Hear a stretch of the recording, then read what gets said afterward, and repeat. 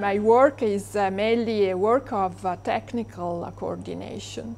So it's management, but it's technical management. And I think it's a very privileged position because at my age, I can openly say I'm 55.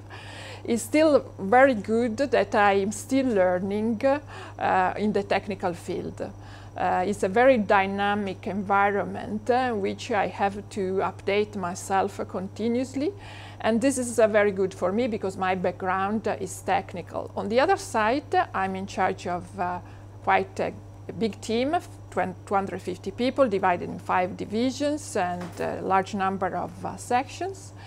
And so I have responsibility over people. That means also motivating the people. That means taking care of their career development and of their assessment. And this means having continuous meetings with them. And this is very enriching from the personal point of view.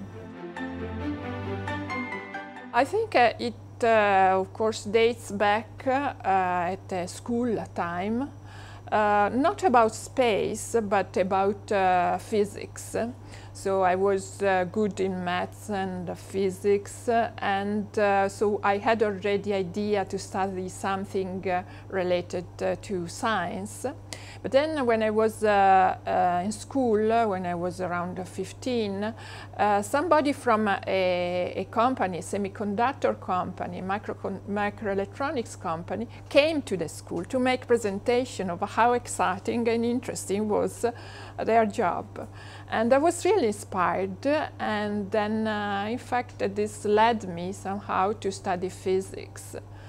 I studied physics. In fact, while studying physics, I learned about I was fascinated by the physical aspects of biology. So I made my thesis in biophysics, studying the dynamic of DNA. And but then I must say I didn't continue in that direction. So my professional life had several changes, and this was the first change. It was at that time very difficult to find a job in Italy in that field because it was at the upfront. I needed a job, I needed a salary. And then I started to work in semiconductors, in a semiconductor company that hired me.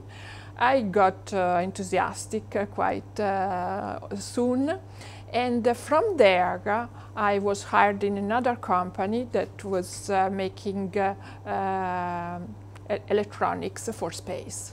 And there my space adventure started, and my adventure with solar cells in fact started. Because very soon I was leading a team to develop the first European solar cells with high efficiency, so with multiple layers of semiconductors, giving much more power than the traditional silicon solar cells. And the first panel of this new technology flew on board a small satellite. From there, then, I got in contact with the European Space Agency, and in '91, after 8 years in industry, I had this great opportunity to come here, and that's it. There is good and bad in everything, let's say. First of all, it can be noted that we are not many women here, for several reasons. First of all, there are some countries in Europe where not many women study scientific subjects, especially engineering and physics.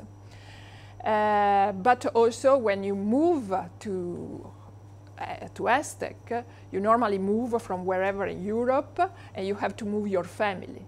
So there are still some more difficulties for women to move and move an entire family because of work.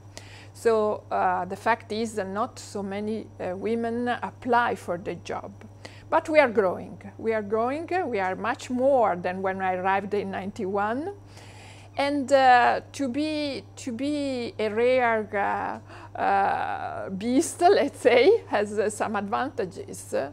For instance, everybody always reminds about me. You become easily famous. You are not, and this gives you a lot of visibility, a lot of opportunities, a lot of possibilities. Other than that, of course, like in every society, women still encounter some problems in career and so on. But I'm the demonstration that this is not true, because I'm in the upper management of ESTEC, where, by the way, we have also a woman director. So I'm not the only one. So for the rest, I mean, during my job, I normally forget if I'm a woman, if another person is a man. We are what we are based on how we behaved and how expert we are. And I must say, this is a very nice environment where to work as a woman. I think to work in space, first characteristic is to be curious. You must be curious. And this curiosity should orientate you towards scientific studies. The other point is you must like working with other people. This is a key point, because our spacecrafts are in a minimum part made of hardware, in a maximum part made of working together. So most of the cost of our satellites is not the cost of the hardware itself, it's the cost of the hours people work together. So the human factor is very important, and anything for space is made by many experts working together.